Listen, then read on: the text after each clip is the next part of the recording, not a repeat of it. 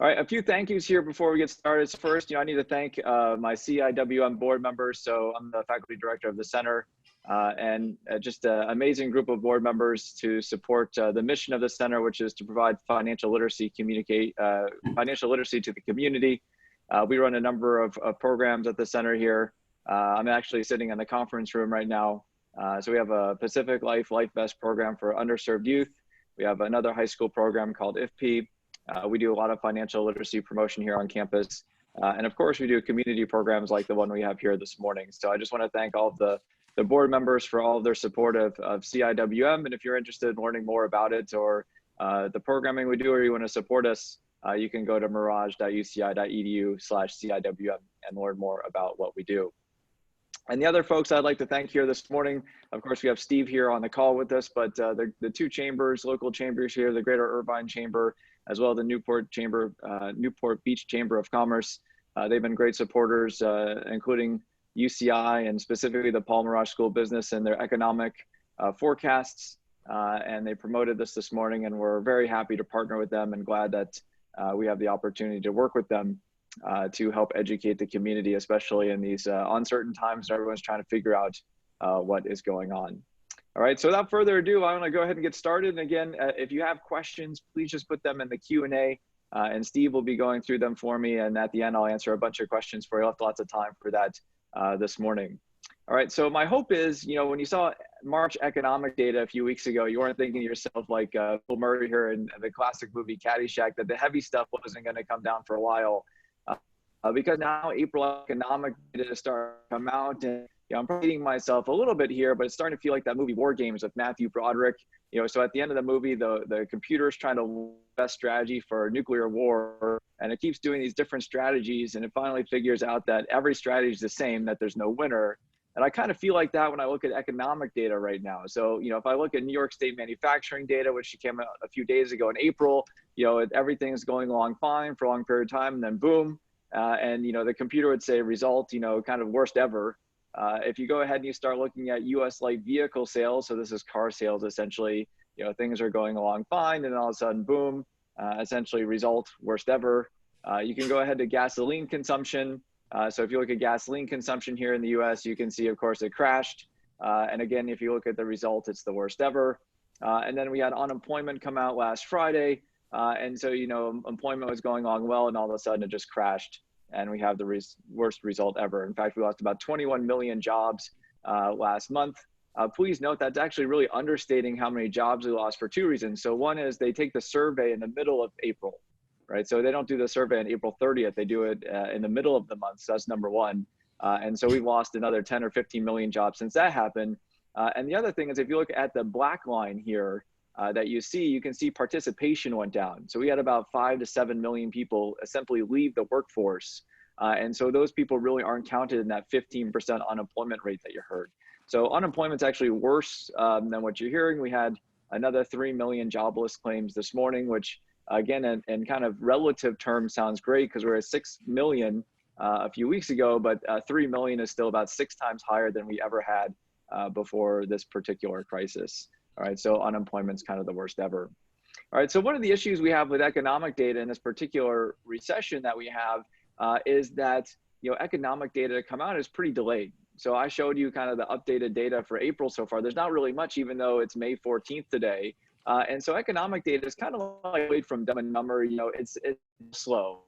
And so really we've had to kind of turn to some other economic data things, because really this recession is moving faster than any previous recession, as I'll show you here in just a minute. It's like the Matrix, so no one ever saw anyone move as fast as Neo in the Matrix. And so we turned to kind of these different measures. And just again, to show you how fast this recession is, so again, this includes the jobless claims that just came out this morning. So in 8 weeks, in cumulative, you had all the cumulative jobless claims, and I'm sure a few of those people have got new jobs.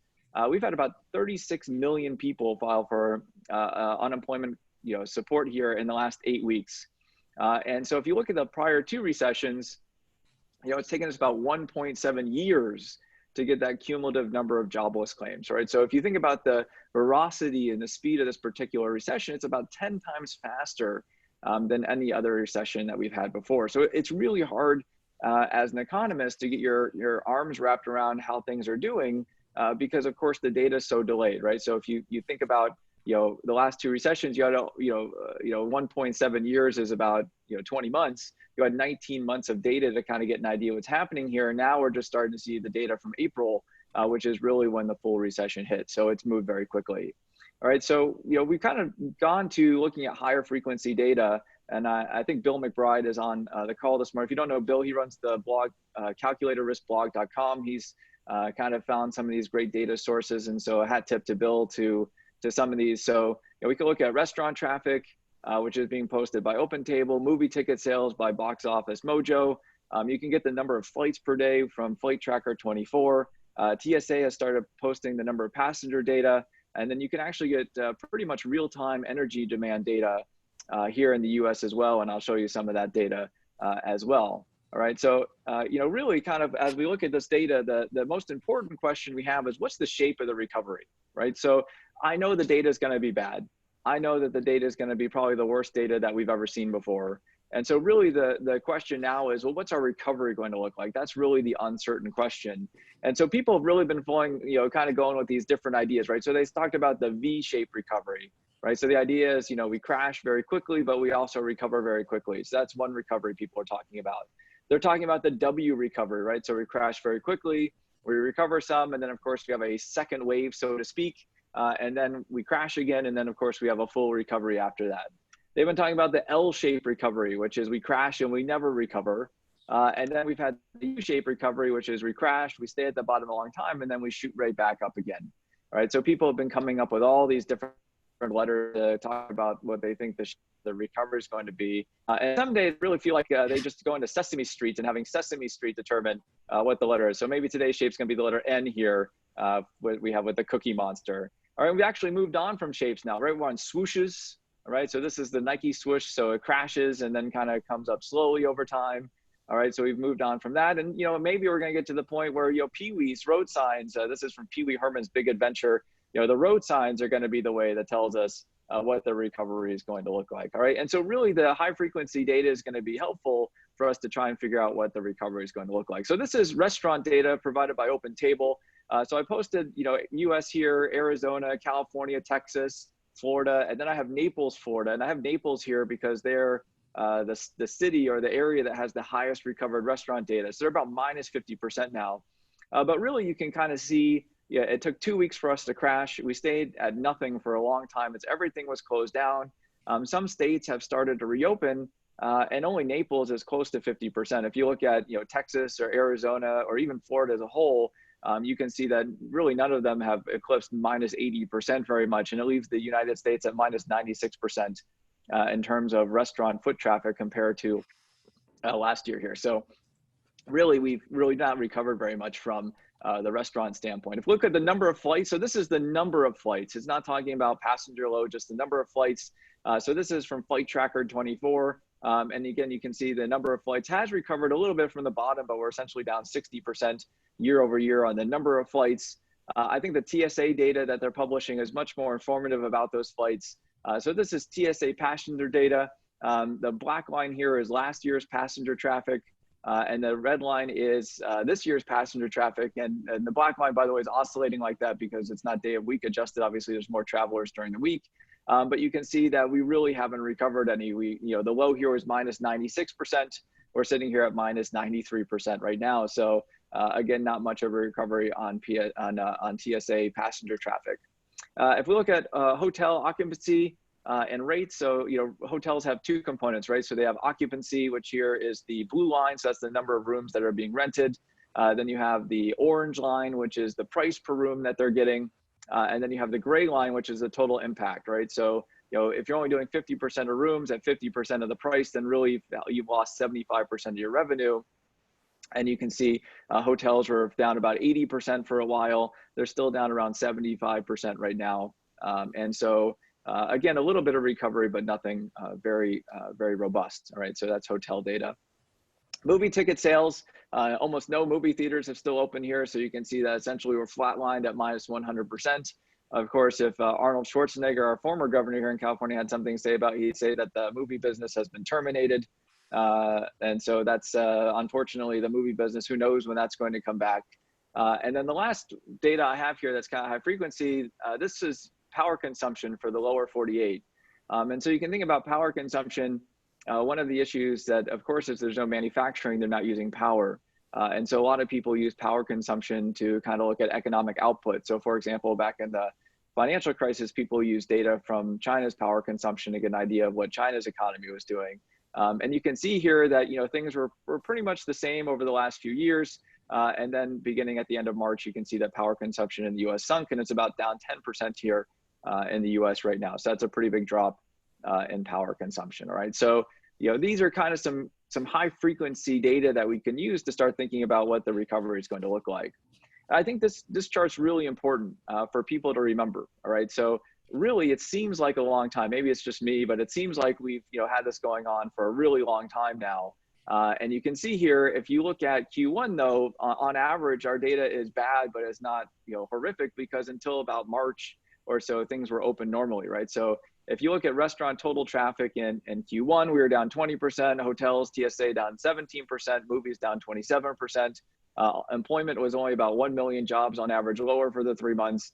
GDP with all that data was down 4.7%. That's the first estimate. And if you look at Q2 so far and use the same data, you can see that we are infinitely worse in Q2 than we were in Q1. And so GDP right now is forecast to be about minus 30% for Q2. So please note, if you're thinking about a V-shaped recovery, or that we recover fully by the end of the year, Q1 is not the standard. It's really Q4 of last year that's the standard. And you can see, we have a very long way to go to get all the way back to Q4 on that data, right? So again, I know that some of these industries I'm pointing out are probably the last to recover, but also these industries account for a lot of jobs here in the US. So if you're thinking about a lot of the people who are unemployed, they do come from these particular industries. And so those are the industries that we need to watch and at least give us some short-term data on what's happening. In terms of our ability to fully recover, I honestly don't think until we have some kind of vaccine that we'll be able to fully recover. Again, you have, like the LA mayor, for example, says they're not going to fully reopen until there's a vaccine. The governor of California, Newsom, says pretty much the same thing.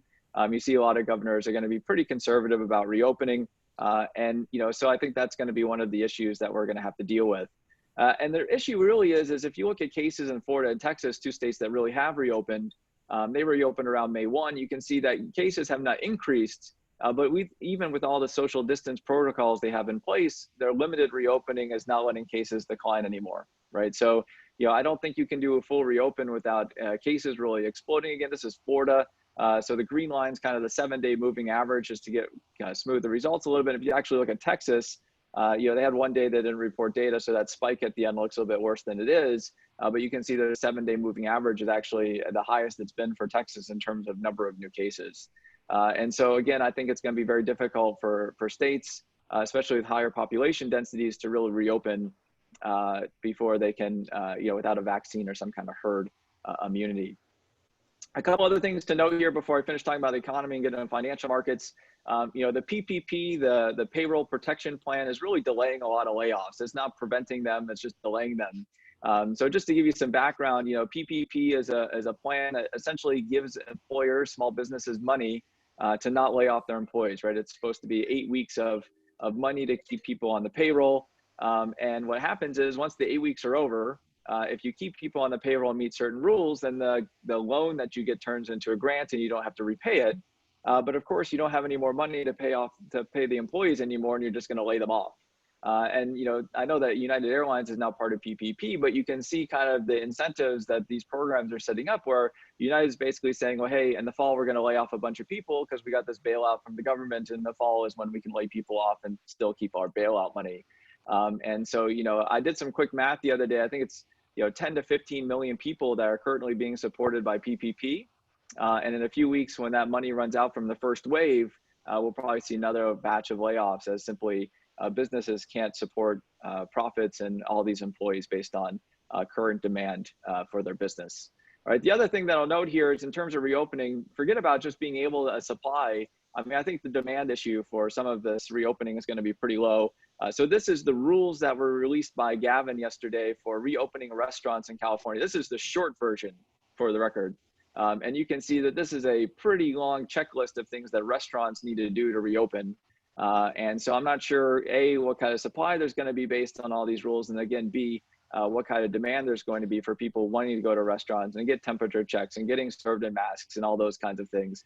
And so I think, again, that's the reason that we're going to have a bit of a slow recovery here for our economy. All right, so just in conclusion, I think what's going to happen here, you're going to see data at depths of which is going to far surpass the financial crisis. We've already passed unemployment from the financial crisis. You're going to see a lot of really bad data coming up, a lot of worst ever data. If you think about kind of that movie, the War Games I showed you.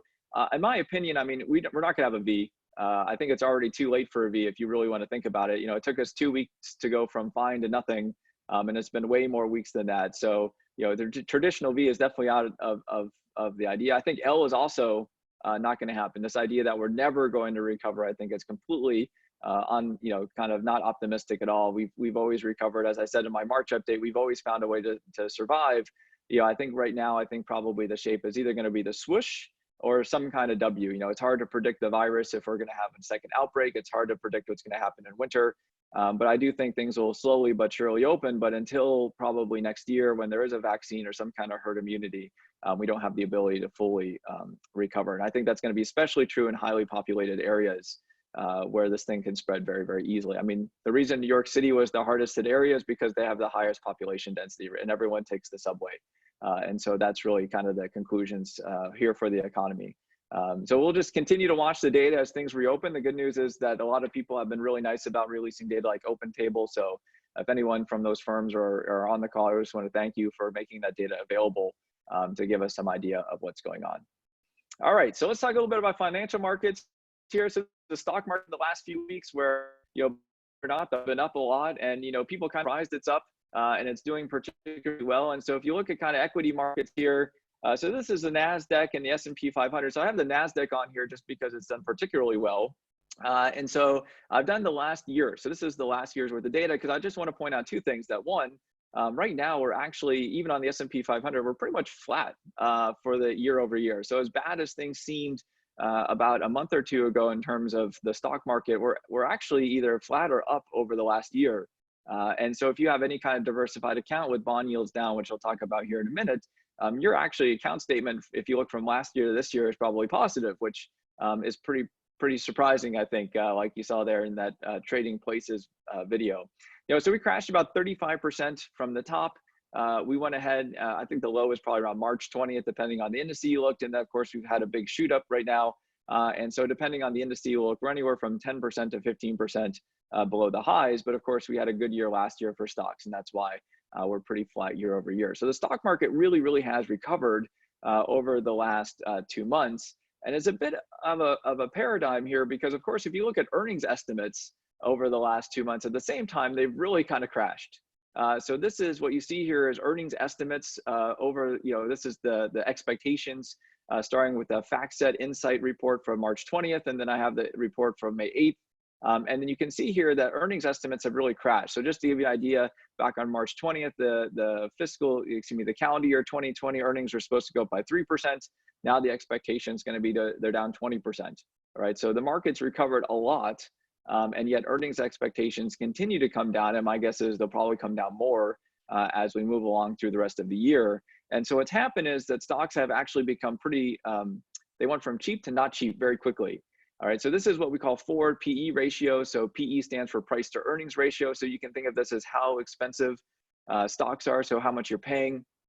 And you can see if you look at March, we were down around 12 or 13, which is one of the lowest values for the last 20 years. But now we're closer to 20.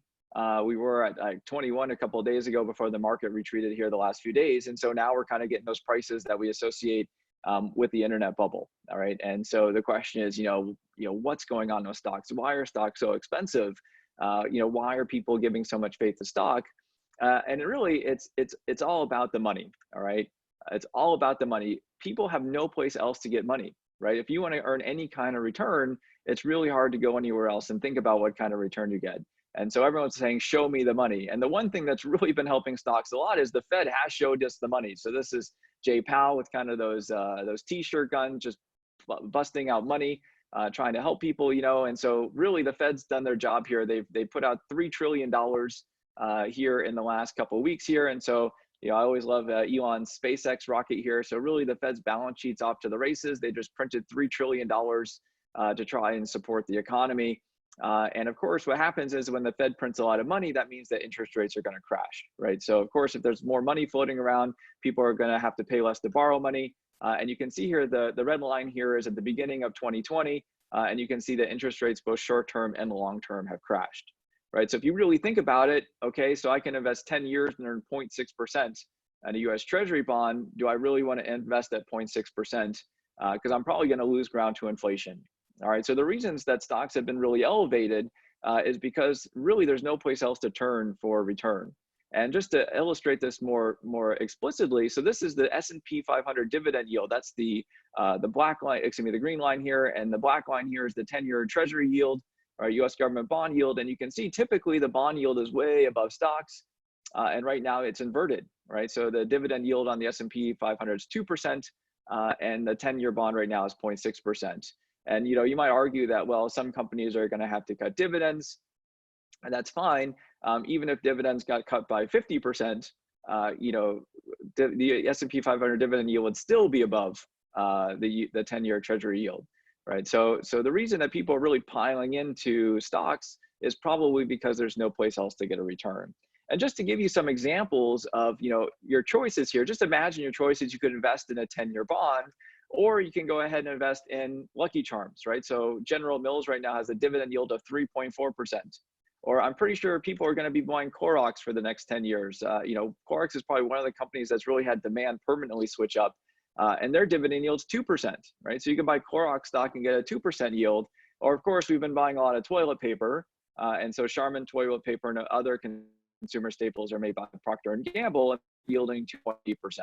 All right, so if you look at the market, it's really being supported by the fact that interest rates are so incredibly low that why would you invest in a bond at 0.6% if you have a 10-year horizon, because you can get 4 or 5 times the yield on some of these stocks that seem to be pretty safe. And please note, I'm not telling you to go out and buy these stocks. I'm just giving you some explanation about why the market has done what it's done. The couple of cautions I would give you here is, one, the bond market is not quite as optimistic as the stock market, right? So if you look at the bond market, what you have here is the spread. So this is the extra interest rate that companies have to pay to borrow money, right? So you can think about this in your personal life as, your credit score. So if you have an 800 credit score, how much extra do you have to pay versus if you have a 500 credit score? And so of course, the lower the credit score, the more risky you are, the higher interest rate you pay. And you can see here for firms that, the bond yield spreads aren't quite as high as they were, but they're still elevated, right? They're still far behind in terms of their recovery that the stock market is. So bonds are a little bit less optimistic about what's going to happen, especially high yield bonds in terms of the economy, right? So they're pricing in a lot more defaults and risk than the stock market currently is. So that's just one thing to keep an eye on. Usually if the stock market and the bond market disagree, it typically ends up being that the bond market is right. All right, so that's just one thing to watch. All right, so conclusion about financial markets, stock market's pretty expensive on a price to earnings basis. If you're looking for cheap stocks, they're definitely not cheap right now. They're cheap on a yield basis, but not cheap on a price basis. The bond market's still showing signs of distress. For me, I'm really worried about bankruptcies coming up. I think there's going to be quite a few. There's rumors that General Electric was going to go bankrupt yesterday. Obviously, firms like Macy's and other have gone bankrupt. And so for me personally, I'm feeling like boring, safe companies and boring, safe investment grade bonds are probably a better place to be than high yield. But again, that's just my personal opinion. You should always have a plan, always talk to your advisor. Always make sure you just pay attention to what your portfolio diversification looks like and your weights as the markets go up and down. All right, final couple of things here, and then we'll get to some Q&A. I think I'm definitely going over my 20 minutes, but that's all right. So how about real estate? So of course, this is The Simpsons. There's always a Simpsons reference for everything. So this is when Homer is trying to sell his home. He's talking to Ned Flanders here. Well, real estate, I think actually on the residential side is going to be fine in the long term here. I don't think we're going to have a big crash. So this is mortgage purchase application. So this is the number of people that are applying for a mortgage to buy a house. And you can see there was a big crash around March 20th that's already rebounded. We're only about 10% down from where we were last year. And so the big crash is probably just people figuring out how to do stuff. If you look at real estate showings and whatnot, they're actually climbing right now.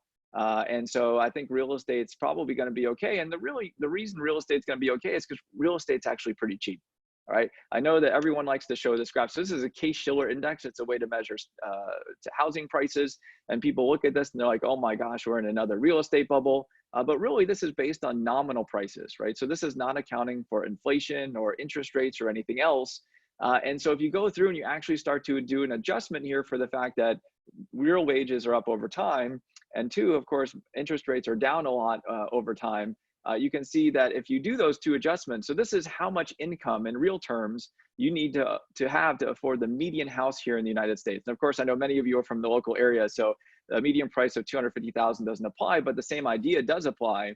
And you can see here that house prices are incredibly cheap compared to where they were back in the bubble, right? So we're nowhere near where we were in the 2007, 2009 crisis in terms of housing prices. If you look at supply, it's very low. And again, the reason of this is because mortgage rates keep dropping, right? So you have this natural protection for housing because mortgage rates keep coming down, and you don't have that overpricing and that overhang of supply like we did back in 07 and 09. The other thing I'll note here is the job losses in the recession are for people that typically don't own homes. So I showed this graph back in March. So this is the percent of jobs held by various education levels. So you have high school, less than high school, some college, bachelor's, master's, et cetera. And you can see the service jobs, those that are probably being lost in terms of hotels and restaurants and other things, are primarily located in those folks that have a lower educational attainment level, right? And so again, these people, as I'll show you here, are less likely to own a home than those with higher educational attainment levels. In fact, if you look at unemployment report, you can see here the unemployment spike, but if you have a college degree or better, your unemployment rate now is 8%, which still is not good, but it's far better than the headline rate of 15%. And you can see if you only have a high school diploma, or if you don't have a high school diploma, you have less than that, your unemployment rate's close to 20%. All right, so again, a lot of the job losses are affecting those that have a lower education level. This is one of the reasons we run the LifeVest program here at CWM. It helps underserved kids. We prepare and motivate them to be the first in their families to go to college, because education really is the first thing you need to learn about financial literacy. And again, if you look at home ownership by education, you can see that those at the high school degree or lower are typically not homeowners, right? So if you think about people being forced to sell, those people that have the higher education levels, they're retaining their jobs. Right now, they're probably more likely to get a job back when things do recover. And so therefore, that coupled with mortgage rates, I think, residential real estate is not going to have the type of crash it had in 07 and 09. So the one thing I will comment that's going to hold us back a little bit until this eases is mortgage availability. So this is the premium, how much extra you have to pay on average to get a mortgage here in the United States. So this is, you can think about this as how tight lending conditions are to a certain extent. And you can see that lending conditions are pretty tight. We're pretty close to where we were in the financial crisis. So of course, right now, banks are not excited to give out mortgages because they're not sure what kind of jobs people are going to have. You can get a mortgage, but of course, you still have to have your job and whatnot. And then you're paying an extra premium for that right now because of the fact that lending conditions are tight. All right, how about commercial real estate? All right, so really kind of right now in commercial real estate, I don't have a lot of good things to say. Maybe people are going to plan on using the Goodfellas strategy. Of course, I'm joking here about Goodfellas. Everyone knows the scene where the restaurant ran out of money, so they burnt down the place. And really, I don't have any hard data here for CRE yet, but really, if you think about kind of the different areas of commercial real estate, it's hard for me to think of one that's really not affected by what's happening here in a fundamental way and maybe a permanent way.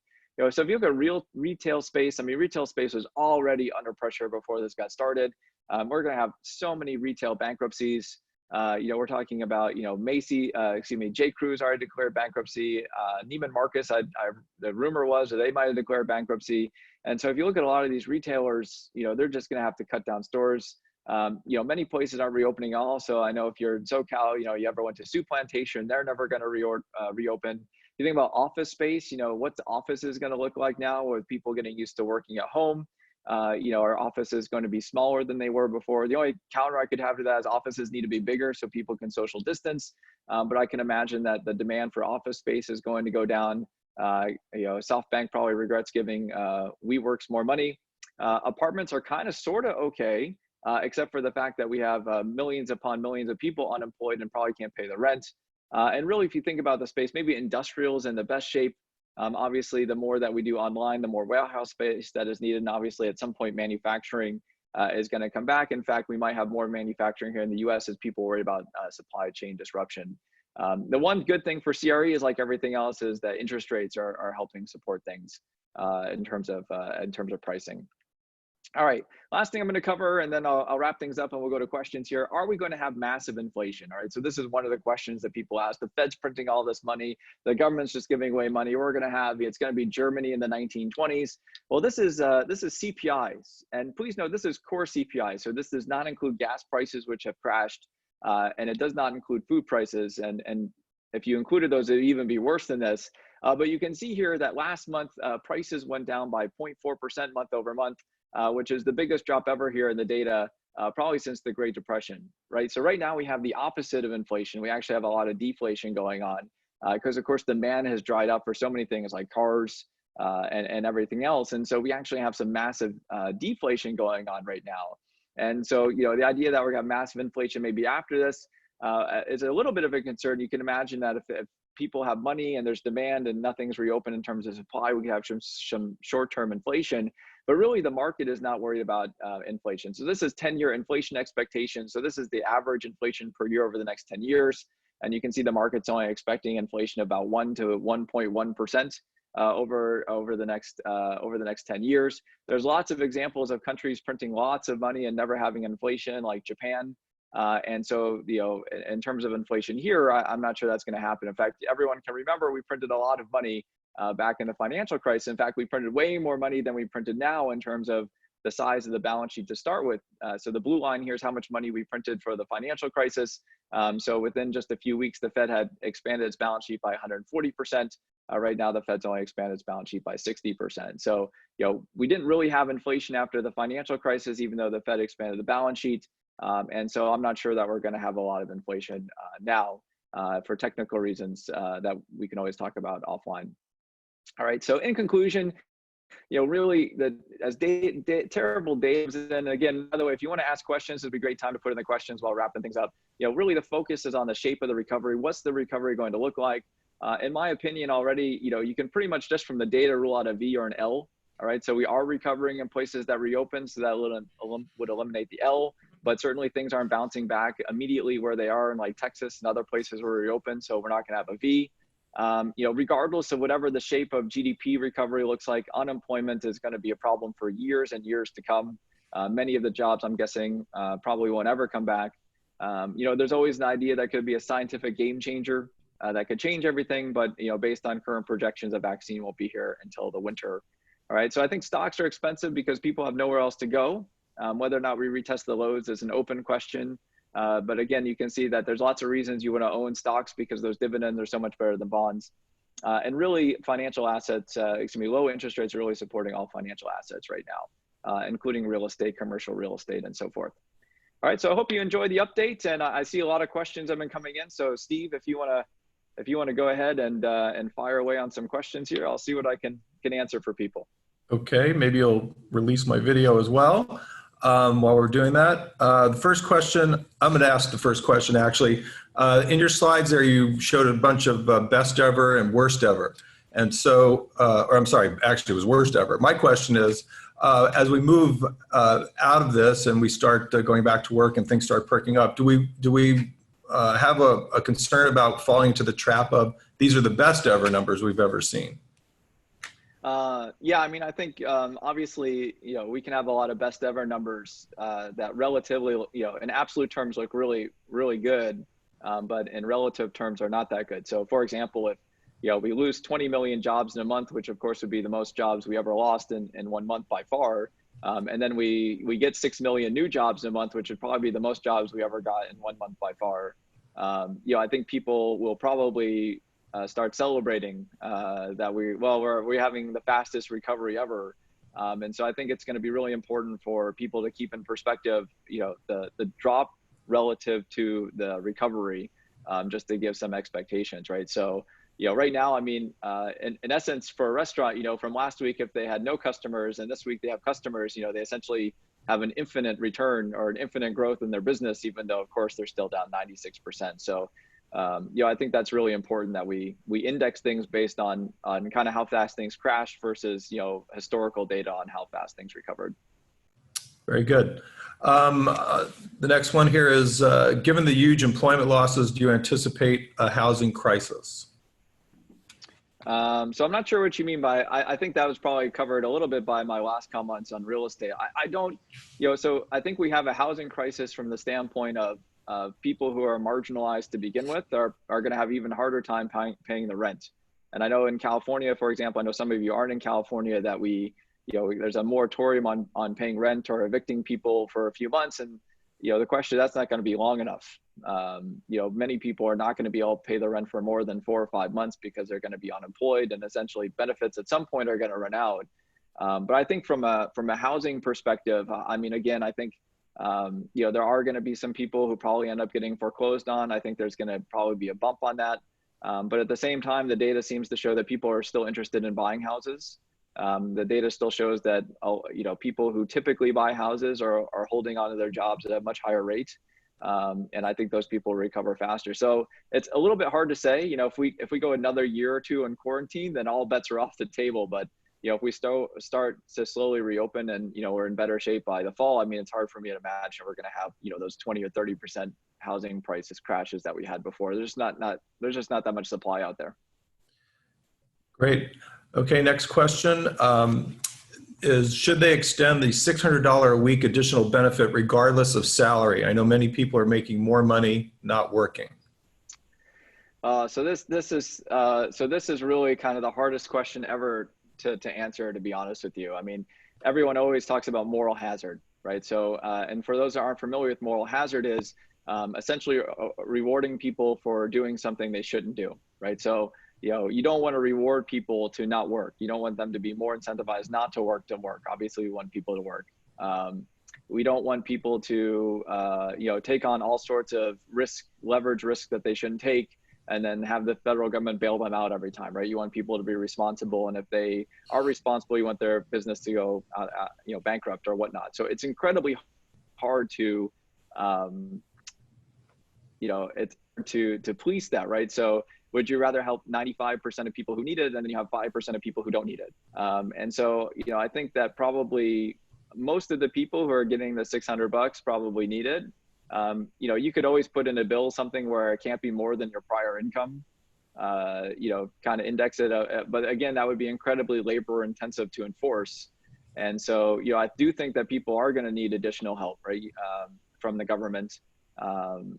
We're kind of in like a wartime type footing. I know it's not the same, so I'm not comparing this war to, say, World War II or something else.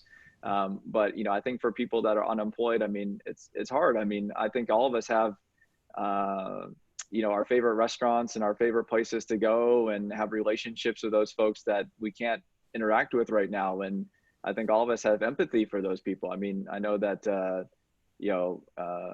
my wife and I were down at Balboa Island last week, and we were, stopping by and saw a restaurant that we used to eat at and said hello to the chef. And, how can you not feel bad for those people? So I think that, you want people to come back to work for sure.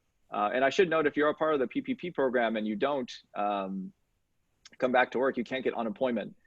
So there are some rules against that, but I think that that's a little bit hard to police. And my hope is that it's kind of a corner case for people who feel like they're better off not working. Okay. Do you see a bimodal recession? In other words, many business areas have tanked, but others are busier, grocery stores, for example. So that's a great question. So I saw some data the other day that grocery store traffic is actually back to where it was. So you can really think about this in a couple different ways, right? So what's a short-term spike in demand versus what's a permanent spike in demand? I think toilet paper and Clorox, I think, are the best way to think about this, right? So if you think about toilet paper, right? So everybody was rushing to buy toilet paper, right? Everybody was interested in like hoarding toilet paper, present company included. You're always worried about toilet paper. And if you think about it, though, the human body only needs toilet paper so many times per day, right? So you might have a supply chain issue where it was commercial toilet paper versus residential toilet paper, but at the end of the day, our demand for toilet paper is going to be the same. Okay. And so, if you think about Charmin demand from Procter and Gamble, you had a big jump up in demand, but now you're going to have, it's going to average out over time because simply we only need a limited amount of toilet paper. But if you think about something like Clorox, right? So our use of Clorox has completely changed, right? So people are going to continue to demand Clorox for years and years to come. I mean, Clorox could be the TSA, for example, from this particular crisis, where everybody's always sanitizing things with Clorox and hand sanitizer and those other products, where now you've had a permanent spike up in demand because people who aren't using it before are going to start using it now. And so I think if you think about a grocery store, our grocery store is going to do better, maybe a little bit better. I think people have gotten used to doing some takeout options now. A lot of people are doing fast food. I mean, inherently, we don't want to cook at home all the time. So maybe they get a little bit of bump, but I think most of the spikes you saw in like demand for grocery stores, I think is probably just short-term people hoarding. And I think the long-term bump is probably pretty low. Okay, next question. Boeing CEO said yesterday that one of the three major airlines, Delta, American, United, I think Southwest should probably be included in there, may fail. Saw your slide on United Airlines. Do you see any one of the big three airlines failing? I'm not sure what we're going to define as failing, but I think pretty much every big airline, except for maybe Southwest, has declared bankruptcy at least one time in the last 20 years. I think some of them, if they declare bankruptcy this time, would be on a three-peat for doing the hat trick. So I certainly think that major airlines if we're talking about United, they tried to do a bond offering that failed. And so that's not really a good sign. So, I mean, I think honestly, I think it's very likely that one of them goes bankrupt. I don't know if it's a Chapter 7 bankrupt where they shut down, or I mean, I don't see anyone buying them before they declare bankruptcy. I mean, who's going to merge with an airline right now? So, I think there'll be a bankruptcy. In terms of consolidation, I mean, we really don't have that many major carriers in the US. So I think probably the government would come in and support. I don't know that, Delta's huge if you put Delta and United together, I mean, what do you have? 2 or 3 major carriers left in the US. So I don't foresee them closing their doors for forever. But certainly I think there'll be some bankruptcies there. Okay, thank you. With banks getting money at extremely low rates, less than 1%, why are mortgage rates not reflective of that? Well, I touched on that a little bit in the slides. It's just a risk situation, right? So, if you're a bank right now, and you give out a mortgage, I mean, the reason that you get extra money on a mortgage is because there's a risk that the people can default, right? So there's 2 reasons. So one is you're giving out the money for a long amount of time. And 2, there's a risk that people don't pay. And so right now, both of those things are working against mortgages, right? So, mortgage rates, typically right now, it'd probably be about 2% on a 30-year. So a bank probably is not super excited right now to give out money at 2% for 30 years. Because, the Fed could raise interest rates to say 3%. We were 2.25% for a while there, and then the banks are going to lose money. And then number 2, the banks don't know if you're going to have a job next month. They don't have, just like us economists, right? They don't have great visibility on whether or not you have a job. And so, the default risk probably seems a bit higher than usual right now. So that's why mortgages really haven't come down. And the other thing is, I didn't show it on here, but if you look at refinancing activity, is huge right now. Lots and lots of people are refinancing. And so, mortgage departments aren't begging for work right now. So I think that's part of the reason why. Great. Do you have any thoughts or comments on the low price of oil and how that affects the markets and certain industries? How could it turn negative? I think they meant later this month, but earlier. Yeah. So, okay. So let me talk about negative oil. So I posted about this on LinkedIn, but so negative oil happened because essentially you have a storage cost for oil, right? So I think the best analogy is, you go and get a storage unit because you have stuff in your house that you just don't know where to put it. And if you ever watch this show, Storage Wars, people are paying hundreds of dollars a month for these storage lockers. And then when they go in, the stuff in the storage locker has almost no value, right? So it's almost valueless, right? So it's not worth anything. So you have the same issue with oil right now. So there's tons and tons of oil out there and you got to find a place to put it, but the house is full, right? And so we call that storage costs. All right. And essentially, the oil, there's so much of it and people don't have any place to put it, and they basically had to pay people to take it off their hands, right? So they had to pay people to take it because they don't have any place to store it. Just like you have to pay a storage facility to take things out of your house that you don't have room for. And so that's why oil prices went negative. So it's not like the oil itself had no value. Is that the cost to store it was so high, it made, the cost to store was so much higher compared to the value that the price of the oil actually went negative. Negative oil prices or low oil prices are kind of bad actually for the U.S. economy right now, because we were exporting more oil than we're importing. We're actually making as much oil as Saudi Arabia almost. And so really that's cost a lot of jobs. If you look at Houston or other parts of Texas, I think you'll see that they'll be particularly hard hit. And then of course, generally we get the upside of having low gas prices. But at least here in California, gas prices haven't gone down that much. And of course, no one's driving to take advantage of the low gas prices. So it'll be favorable for some industries that use oil as a raw material like plastic.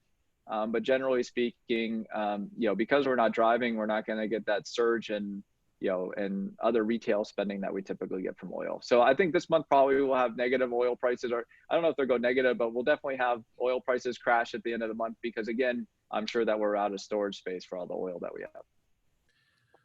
Very good. Do you think it's a smart move right now to add gold and silver, and I'll even throw in Bitcoin since its price went way up, into your portfolio? So that's a good question, actually. I think, I've actually talked quite a bit about gold. So if you're part of the Business Outlook Breakfast at the Greater Irvine Chamber, I actually spent some time talking about how I thought it would be a good year for gold even before this happened. Gold's rallied quite a bit. I don't have the exact price off the top of my head right now, but I don't think gold's a terrible place to be. And so the reason gold's not a terrible place to be is because essentially, right now you have a negative, what we call real return, right? So if you buy bonds right now, you get a 0% return for the year, pretty close to zero. And inflation, if it's anything above zero, that means you actually lost purchasing power. And gold's really something that over time has helped people keep purchasing power. And that's why gold has done so well. The only thing to watch out for gold is, I'm not sure how far inflation is going to crash here. So again, it probably depends on how long. So you could actually run into a situation where 0% interest rate is a good thing. Because if there's 2% deflation and you have 0% real yield, then that's a good thing. But I think generally speaking, if you want to have a little bit of gold in your portfolio, that's fine. I still have a little bit in mind. I did a quick check, and gold is at $1,722 an ounce this morning. There we go. It's up like 20% for the year. Yep. Sorry. Just let me add. I will say, I don't know Bitcoin. Bitcoin is a completely unknown thing. I mean, it's so volatile. I think that's the real issue with Bitcoin, right? I mean, its volatility is so high. I know at one point when this thing started, it crashed like 30-40% in 2 days. And so, if you want to preserve purchasing power, if you're worried about the Fed printing too much money, if you want to go with Bitcoin, that's your choice. But for me, it's so volatile. It's really just not a store of wealth. It's just a lottery ticket, versus at least gold is tried and true. And, I think if you were going to go that route, I definitely tell you to go gold over Bitcoin, but that's, again, just me. Go ahead, Steve. Sorry. No worries. Since we realized how dependent on China we are we disengaging from China? And if yes, what is the impact on the local economy here in Orange County? I think that's a tough question, right? So I think, I guess if I was going to frame this in a bigger way, let's just talk about globalization. Okay. So, as much as, we could talk about China or whatnot, we have the same issue everywhere. So if I try to buy some butter at Whole Foods that comes from Europe, and that's not in stock at Whole Foods right now because of course they're not importing things from France. And so I think globalization, I think there's going to be a real review of globalization, a real review of kind of crisis management and supply chain that firms are going to have to do. In terms of disengaging with China, I'm not sure that US firms are going to do that. If you think about a firm like Apple, I think that they view still a lot of their growth is going to come from the Chinese consumer, and they're not going to disengage from China because they want to make sure that they still have an opportunity to access that market.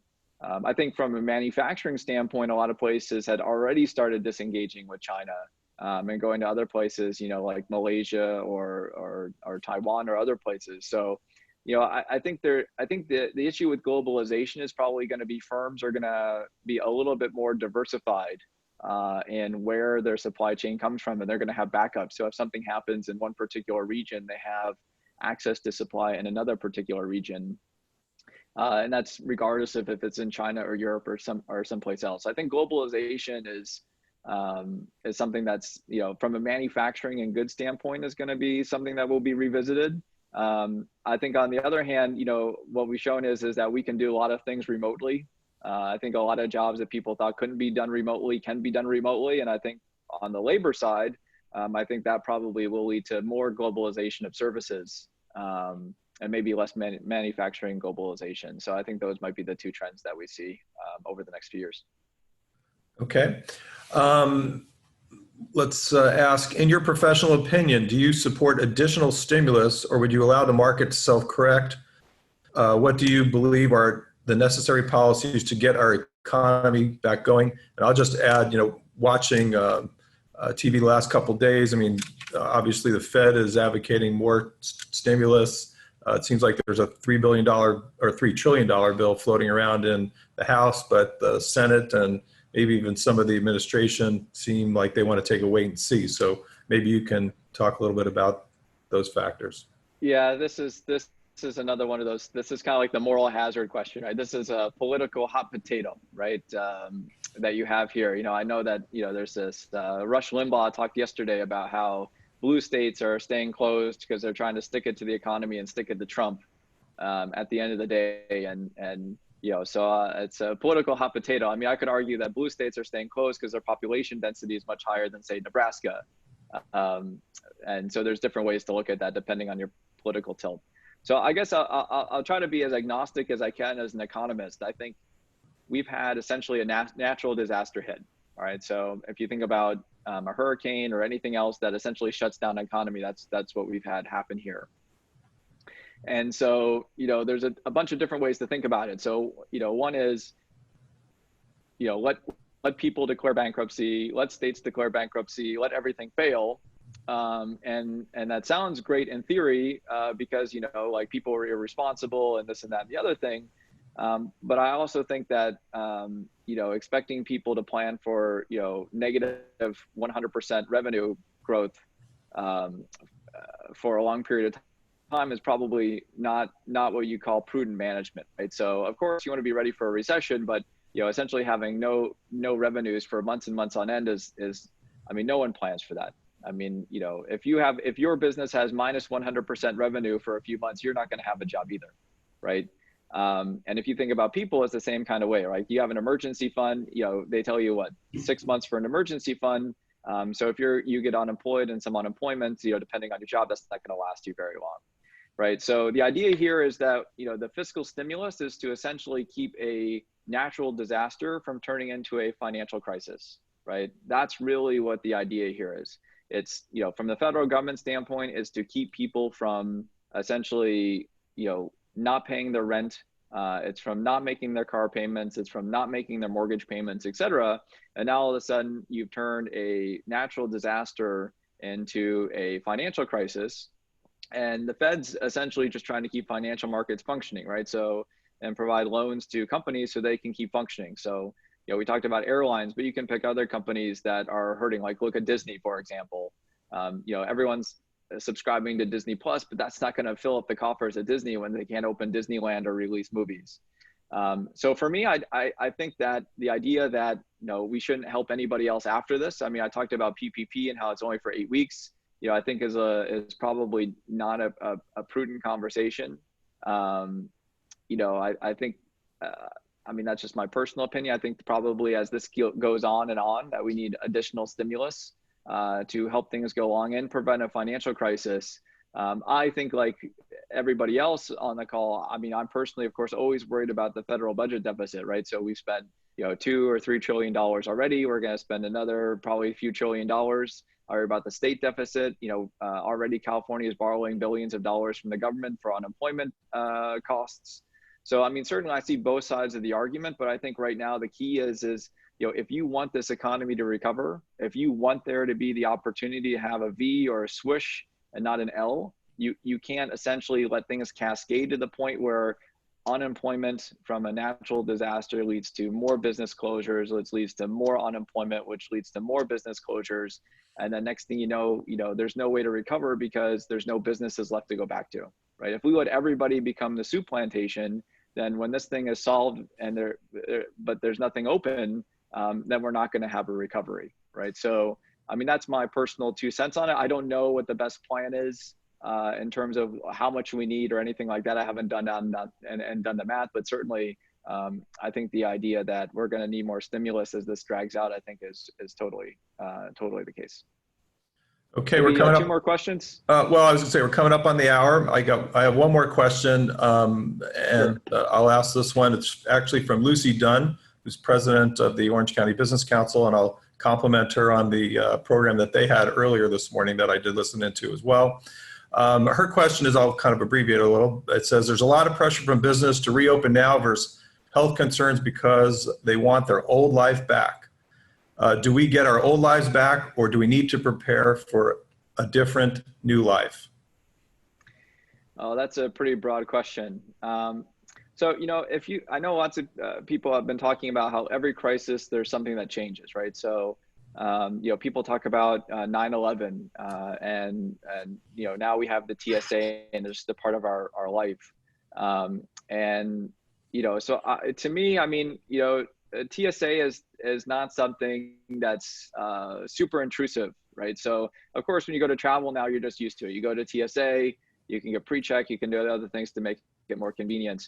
I do think that I do think that our daily lives, we're going to be able to, at some point, once there's a vaccine, we're probably going to be able to go back to a somewhat normal life. And I'm going to say somewhat normal in the sense that stores are going to be open and other things.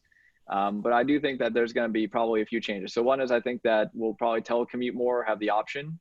I know a lot of people think that we don't need office space anymore, but I know that people probably who are out there with children, and other people at home probably don't have the ability to get quite as much done. And, I think probably temperature checks. I went to the doctor yesterday. I had my temperature checked 3 times just for a regular doctor's appointment. It wasn't because I was feeling ill. And so I think temperature checks for a while here are going to be the norm. And I think that using hand sanitizer all the time is going to be the norm.